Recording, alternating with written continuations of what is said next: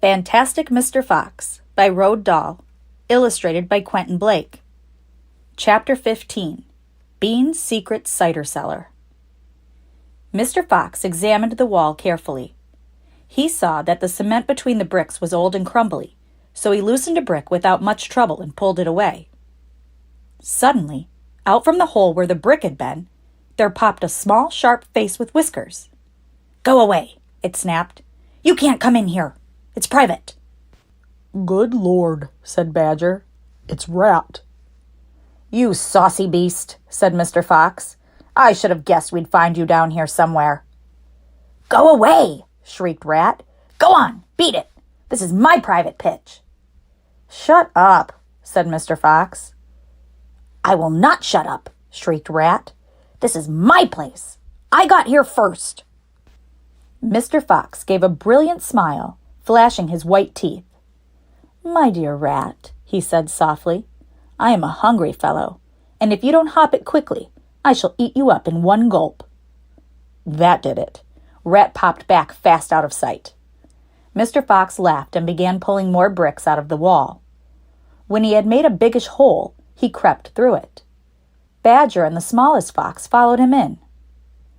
They found themselves in a vast, damp, gloomy cellar. "This is it!" cried Mr. Fox. "This is what?" said Badger. "The place is empty." "Where are the turkeys?" asked the smallest fox, staring into the gloom. "I thought Bean was a turkey man." "He is a turkey man," said Mr. Fox. "But we're not after turkeys now.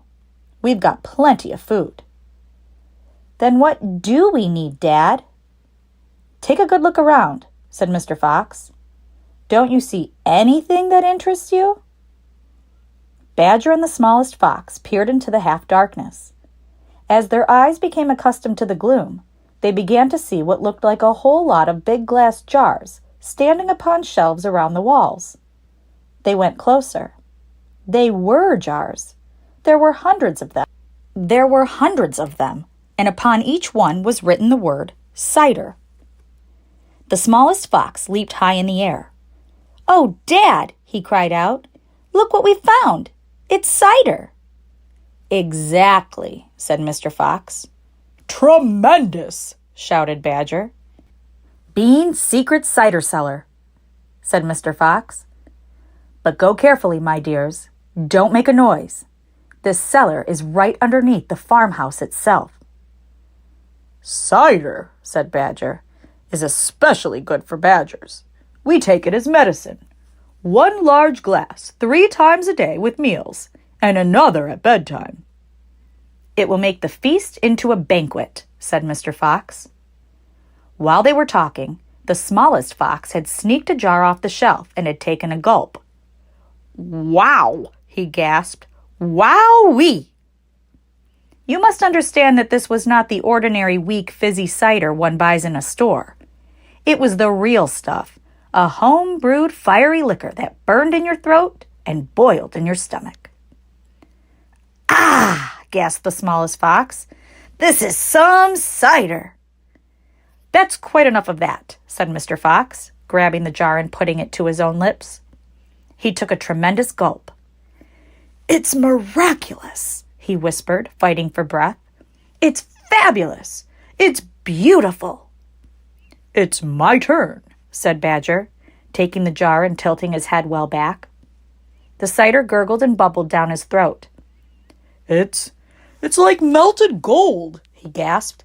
"Oh, Foxy, it's like drinking sunbeams and rainbows." "You're poaching," shrieked Rat. "Put that down at once. There'll be none left for me."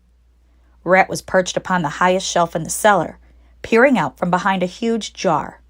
There was a small rubber tube inserted in the neck of the jar, and Rat was using this tube to suck out the cider. You're drunk, said Mr. Fox. "Mind your own business," shrieked Rat. "And if you great clumsy brutes come messing about here, we'll all be caught. Get out and leave me to sip my cider in peace." At that moment, they heard a woman's voice calling out in the house above them. "Hurry up and get that cider, Mabel," the voice called. "You know Mr. Bean doesn't like to be kept waiting. especially when he's been out all night in a tent." The animals froze. They stayed absolutely still, their ears pricked, their bodies tense. Then they heard the sound of a door being opened. The door was at the top of a flight of stone steps leading down from the house to the cellar. And now someone was starting to come down those steps.